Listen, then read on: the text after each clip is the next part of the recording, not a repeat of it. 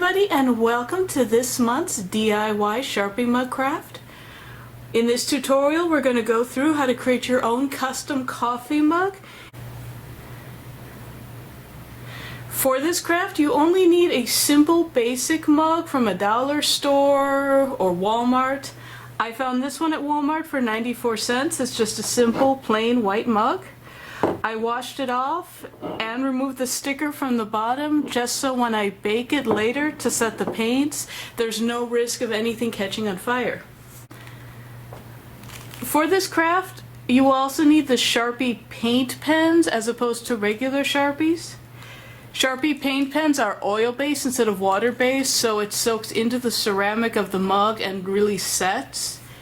You can use regular Sharpies, but bear in mind that the marker will wash off right away. So if you do want this to stay and be usable, definitely go with the paint pens.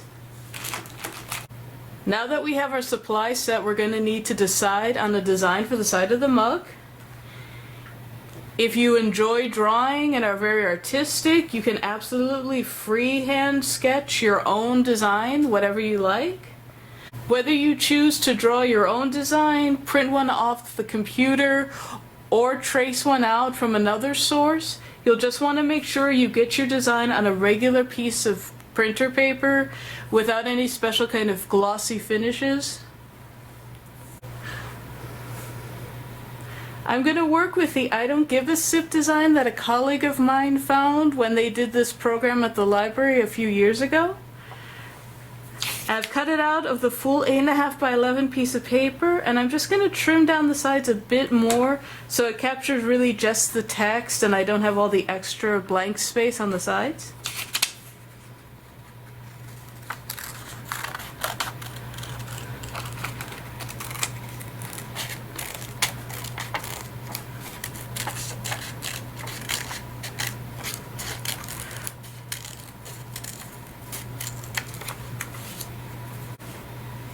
So now that I have my design cut out, I'm just going to flip it over and using a regular pencil, just go ahead and shade in the entire back side. If you do get the pencil marks a little bit on the table, it's perfectly fine. They do wash off. Oops.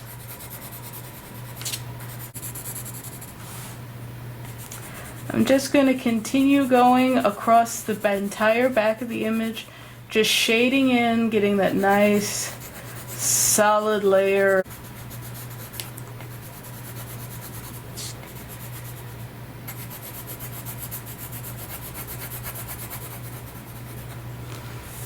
Okay, so as you can see, I've got the entire back side of my design now fully shaded over with the pencil. So I'm just going to take a little bit of Scotch tape and go ahead and tape it down to the mug.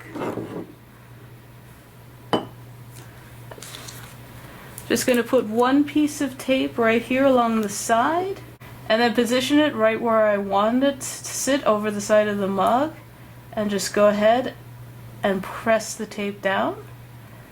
And I'm just going to take another piece of tape and secure the other side down so it's nice and tight against the side of the mug. Now that I have the image taped down, I'm just going to take my pencil again and trace over the lettering. So just pressing down nice and firmly, just going over the I, and then following through on the rest of the design elements. Now, if you have a little bit of a design that your tape is covering, like the little spirals here, or close to the G, that's perfectly fine. You can still just trace over it. The tape too. It won't affect the design at all. Just go ahead and press firmly on every part, just like so. Okay, so my last little bit to trace over is just a little dot over the eye. And then I am all finished. I'm just going to carefully and slowly peel up the tape and pull the design off. As you can see, I'm left with the impression of the design on the mug in pencil. I'm just going to lay that to the side real quick and grab my markers. I've got a bunch of different colors here from the basic Sharpie paint set. Once again, make sure you're using the Sharpie paint markers that are oil-based, as the regular water-based Sharpies will wash right off. I'm just going to give it a little bit of a shake to get it primed up. And I'm going to go ahead and just trace over the pencil marking. I'm going to use a nice purple for the I don't.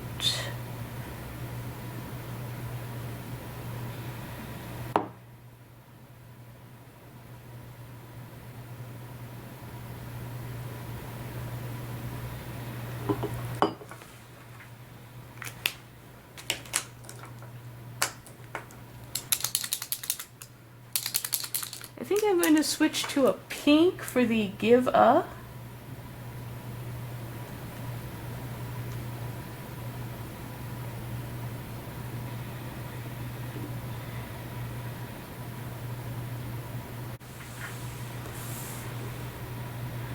What's nice about this is that all of the pencil markings will wash off completely the first time you watch it, so you won't see any of those, and it'll just leave the marker behind.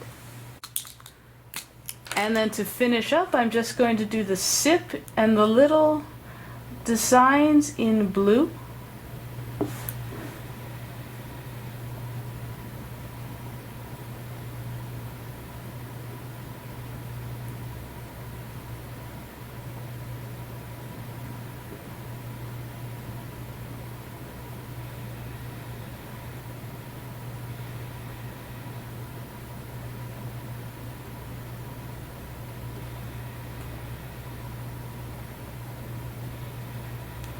And just dot my I, and there we go. So now we finished filling in the design. If you like, you can use your markers to add extra little bits of design, such as little polka dots or extra spirals. I'm going to leave this one a bit more simple, just with the wording.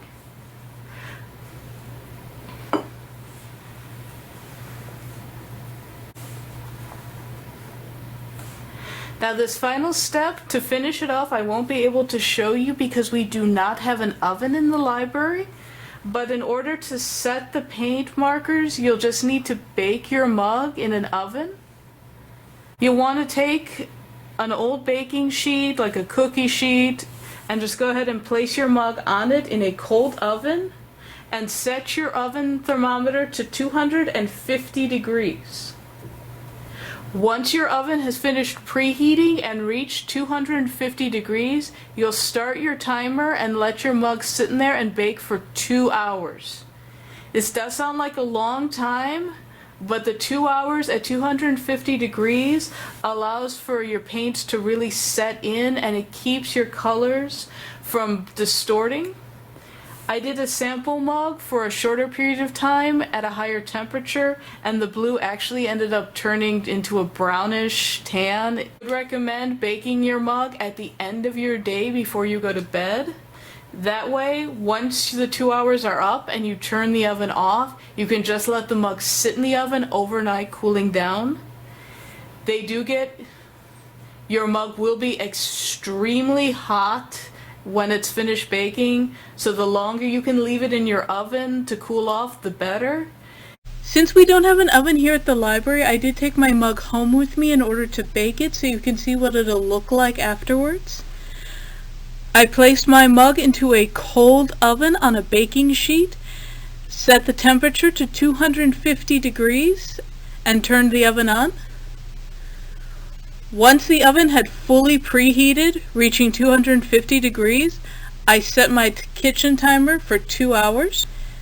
As mentioned before, I did do this in the later part of the evening, so once the 2 hours had wrapped up, I turned the oven off and just let the mug sit in there overnight to cool. The next morning, I pulled it out of the oven, and you can see it turned out beautifully. The colors are still sharp and clear. These mugs are super easy and so much fun to make, and I hope you'll be sharing your own custom designs with us in the comment sections of this video. I hope you'll stay tuned to the library's website and social media for more information on our upcoming programs. Spring is in the air and we've got a lot of great things planned for you. See you at the next one.